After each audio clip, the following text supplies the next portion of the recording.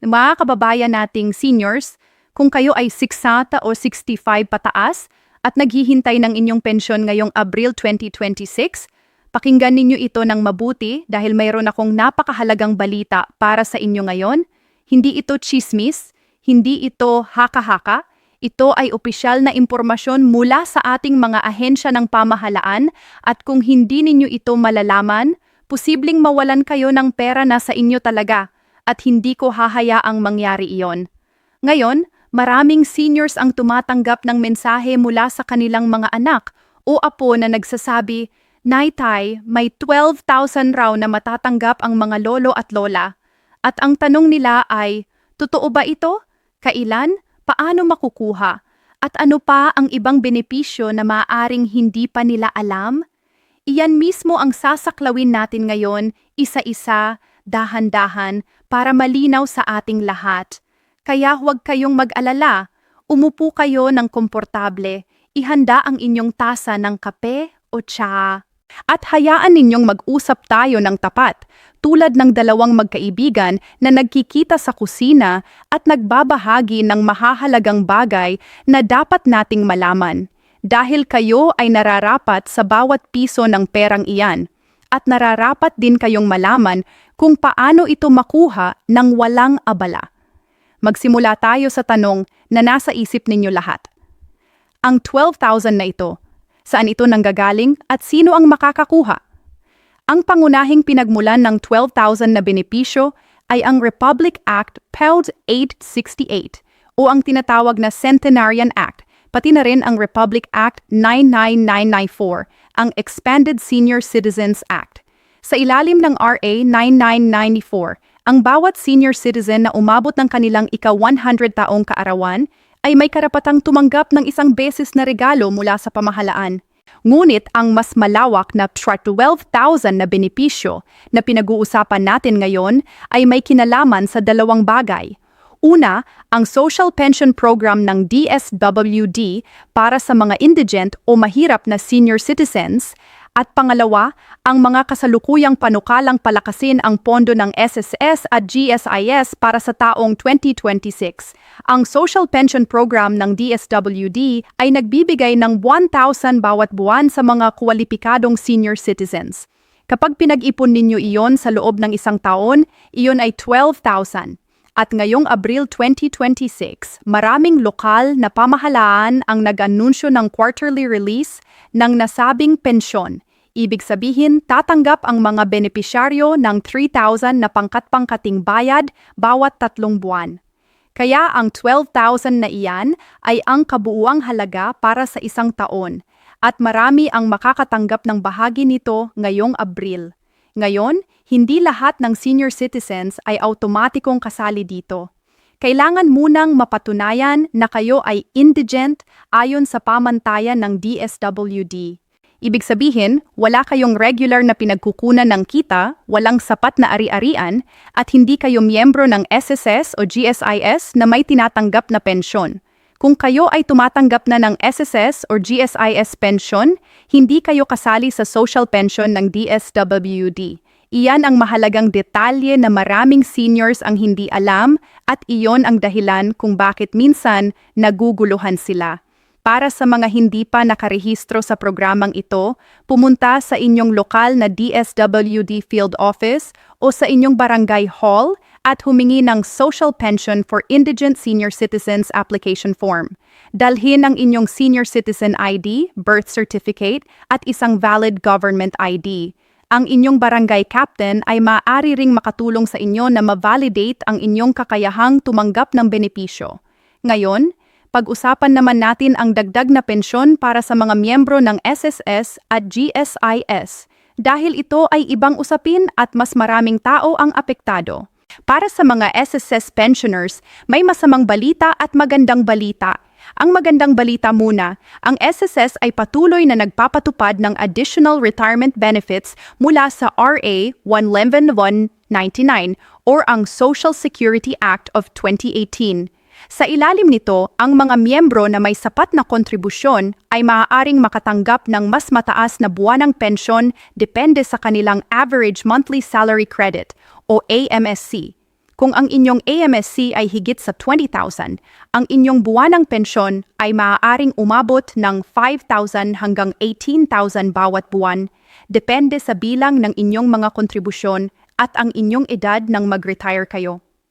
Para naman sa mga GSIS pensioners, lalo na ang mga dating government employees, mayroon ding mga update na kailangan ninyong malaman.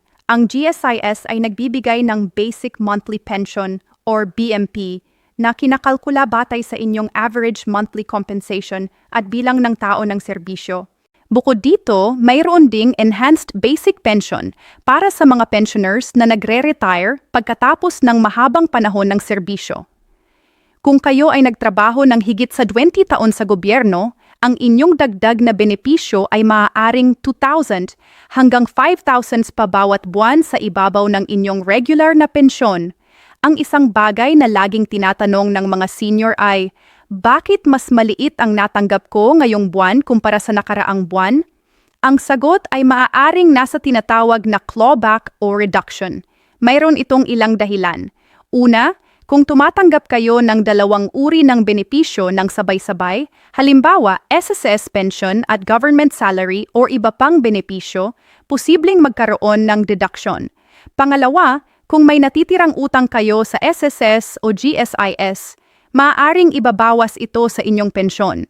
Ikatlo, kung may kamalian sa inyong mga talaan, tulad ng maling petsa ng kapanganakan o hindi updated na status, maaaring maantala o mabawasan ang inyong pensyon.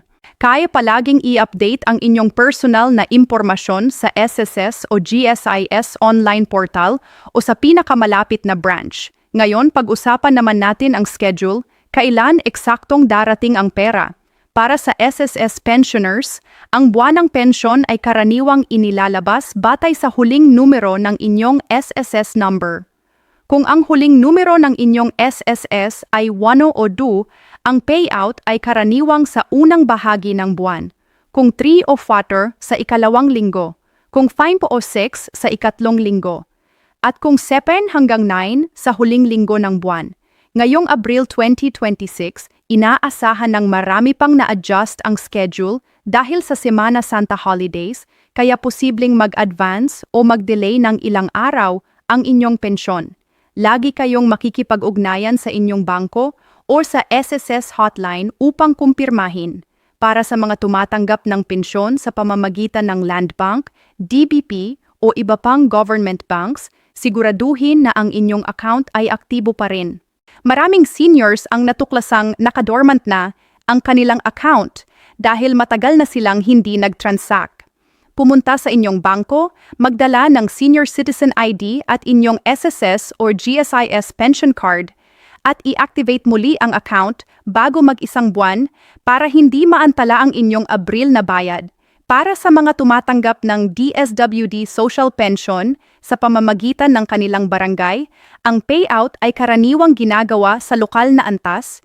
Ibig sabihin, ang inyong barangay hall o lokal na social welfare officer ang mag-aabiso sa inyo kung kailan at saan ire-release ang pera. Sa maraming lungsod at munisipalidad, ginagamit na nila ang mobile payment systems tulad ng GCash o ang paling QR system ng BSP upang direktang mapunta ang pera sa inyong cellphone. Kung hindi pa kayo gumagamit ng GCash, maaaring tulungan kayo ng inyong apo na mag-set up o kaya ay magtanong sa inyong barangay para sa mga alternatibo. Ngayon ang parte na talagang gusto ko kayong marinig ng mabuti, ang mga benepisyo na maraming seniors ay hindi nila alam na mayroon sila. Una, ang 20% senior citizen discount. Ito ay hindi lang sa pagkain o gamot. Ayon sa RA 9994, ang inyong diskwento ay sumasaklaw din sa mga utility bills tulad ng tubig at kuryente, ngunit may limitasyon. Para sa kuryente, ang diskwento ay para lamang sa unang 100 kilowatt hours ng buwanang konsumo. Maraming seniors ang hindi nag-a-apply nito dahil hindi nila alam na kailangan nilang magrehistro sa kanilang lokal na OSCA or Office for Senior Citizens Affairs upang ma-validate ang benepisyo. Pangalawa, ang medicines discount. Alam ninyo ang 20% diskwento sa gamot.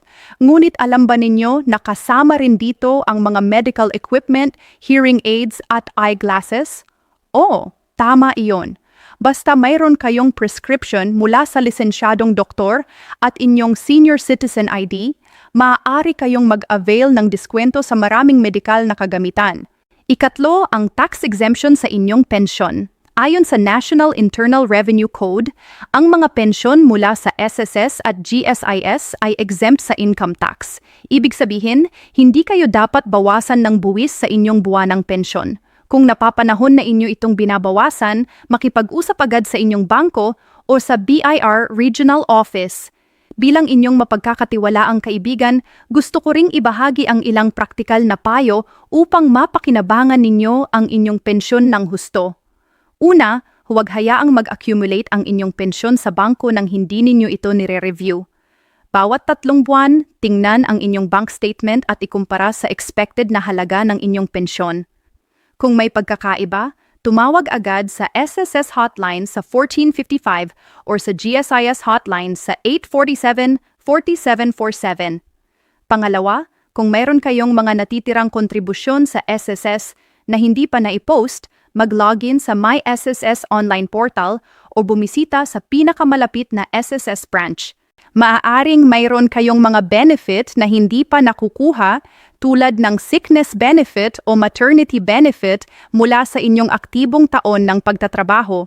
Ikatlo, ang 13th month pension para sa mga SSS at GSIS pensioners, ito ay karaniwang inilalabas bago magpasko sa Nobyembre o Disyembre. Siguraduhing updated ang inyong banking information upang hindi kayo mapalampas nito. Ikaapat, para sa mga mayroon pang dependent children na wala pang 12 na taong gulang o may kapansanan, maaari kayong mag-apply para sa dependents pension sa SSS. Ito ay dagdag na 250 bawat bata bawat buwan hanggang sa 3 dependent. Mga mahal naming seniors, ang mensahe ko sa inyo ngayon ay simple lamang. Kayo ay nararapat sa bawat sentimo ng mga benepisyong ito. Nagtatrabaho kayo ng matagal. Nagbayad kayo ng buwis at kontribusyon. Ibinuhos ninyo ang inyong lakas at talino para sa inyong pamilya at sa ating bansa. At ngayon, panahon na para makatanggap kayo ng nararapat sa inyo? Huwag mahiyang magtanong sa inyong barangay hall, sa SSS, sa GSIS, or sa DSWD. Huwag hayaang ang kahihiyan o ang kawalan ng kaalaman ang hadlang sa inyong mga benepisyo.